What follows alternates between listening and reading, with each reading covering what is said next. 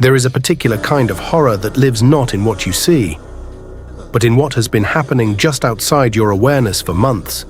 She had walked through that door hundreds of times, past the dark staircase, past the unlit corridor, past everything that now, in hindsight, should have felt wrong. She had done it without fear, without hesitation. She had no idea she was already being watched. The building was unremarkable. A converted split-level house in a dense urban neighborhood, 4 units stacked and divided across its floors. The kind of place that accumulates quiet tenants, thin walls, and the ordinary sounds of strangers living in close proximity. She occupied the ground floor unit, the lowest apartment in the structure, the one closest to the entrance. The front door of the building had no lock. No key was required. Anyone who pulled it open simply walked in. Inside, a narrow staircase climbing toward the upper floors, and a second staircase, a spiral, descending into shadow below. Between the two, a dim corridor. At the end of it, her door. She had lived there for months without incident. She had no reason to think of it as a vulnerable position. It was simply home. A small security camera had been installed just outside her personal door, not as a precaution, but as a novelty. She and her roommate used it to record themselves before leaving each day. A record of who they were, what they wore, how life looked in those ordinary passing moments. What it captured instead would change everything. 9 months of recordings. She sat down one December evening to go through them, to compile something light-hearted, something worth keeping. The footage was warm in the way home videos always are. Recognizable, safe. Then she saw the notifications she hadn't recalled triggering, missed rings, time-stamped. She didn't recognize the source. She pulled up the full archive, began scrolling backward through the months. And there he was, a man she had never seen in her life. The recordings showed a clear, undeniable pattern. Every time she returned home, every time she appeared in the corridor, key in hand, door closing behind her, he arrived approximately 60 seconds later. He came through the front entrance, moved through the dim hallway, and positioned himself directly outside her door. He never knocked. He stood in the corridor and performed what could only be described as a display, pressing his face into his hands, simulating distress, hiding from the camera lens as though he was aware of it. At times, he pressed himself flat against the wall, listening. His behavior would shift, from performance to visible frustration, before he finally turned and left. This had happened not once, not twice, but across multiple documented instances, spanning months. She had been alone behind that door each time, unaware. And then there was the detail that no amount of rationalization could absorb. In at least 2 of the recordings, he was partially unclothed. What she did next was entirely human. She tried to find an explanation that didn't require her to be afraid. Urban environments condition people toward a particular kind of tolerance. Strange behavior, proximity to mental illness, the ambient unpredictability of city living. These become things you learn to absorb and move past. She reasoned her way through every alternative she could construct. Perhaps he was a tenant she hadn't encountered. Perhaps he had found something of hers and couldn't work out how to return it.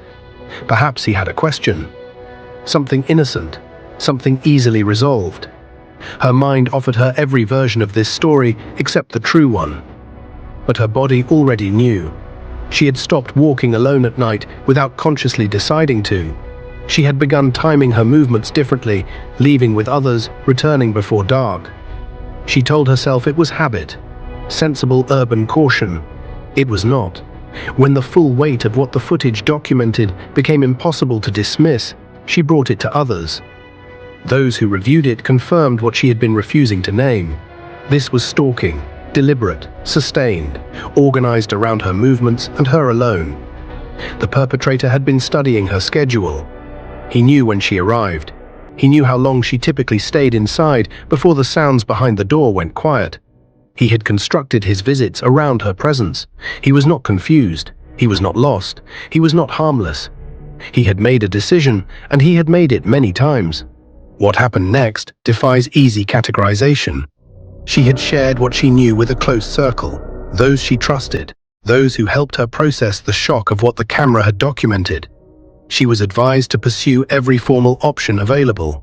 Then a message arrived. It came from an account she did not recognize. Sparse, anonymous seeming. A few posts to minor communities, nothing remarkable. The message read in its entirety, "Please delete what you shared, I am not a stalker." She read it more than once. Consider the psychology of that message for a moment, not a denial offered to law enforcement, not a statement through legal counsel, a private appeal to the victim, addressed to her directly, based on the belief that a simple declaration of innocence would be sufficient, that she would read those words, exhale, and let it go. He thought the assertion alone would close the matter. She went to the profile. His face was there, clearly visible, the same face from the security footage, the same build, the same features she had studied frame by frame in a dim room in December. He had recorded himself at some point, speaking into a camera, posted without apparent concern, and she found it without difficulty. Hearing him speak, his voice, his cadence, real and present in a way the silent footage had never made him, produced a response in her she cannot fully describe. Something visceral, something that lives in the nervous system rather than the mind. She documented everything, forwarded the full record to the appropriate authorities. They received it, acknowledged it, told her that without a direct physical threat, without a prior formal relationship, the law offered limited immediate recourse. They would wait, they said, for him to act again. He obliged. She left. By July, she had relocated entirely. New address, new neighborhood, her mother's home, familiar, warm, a place that carried no history of fear. She felt, for the first time in months, like a person inhabiting her own life again. July 1st, she moved in. She described the sensation of that day as physical, and unburdening. She was, for all practical purposes, free. July 2nd, she took her dogs for a walk around the back of the property. She rounded a corner. There was a man on the opposite pavement. Something registered, before recognition, before conscious processing. Something in the body's older warning system, the one that operates beneath language. She felt it before she saw it clearly. They passed within a few feet of each other. He turned his head. He looked directly into her eyes, and he smiled. She stopped walking. In the seconds that followed, the rational and the instinctual struggled for control. What she chose, in broad daylight, on a public street, with her voice carrying clearly across the quiet, was confrontation. She named him. She described what the footage had documented. She addressed him directly, loudly, without flinching.